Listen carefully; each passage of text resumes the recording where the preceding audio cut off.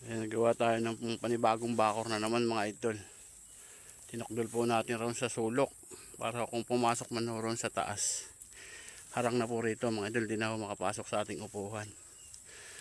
Ayan, binaybay po natin to. Ilagyan natin ng brace tong ating upuhan sa gilid para hindi makapasok mga idol.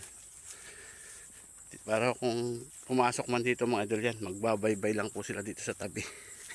Hindi ho masisira yung ating upuhan.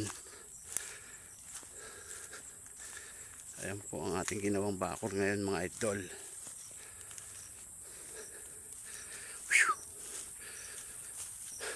Buti na lang mayaman tayo sa kawayan mga idol.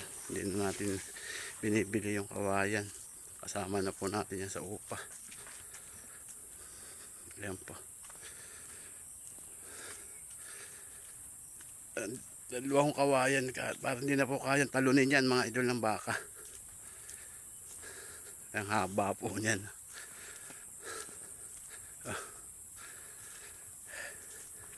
Bali pumasok pong kawayan dyan mga idol ay 22. Dalawa. Hanggang dulo po yan.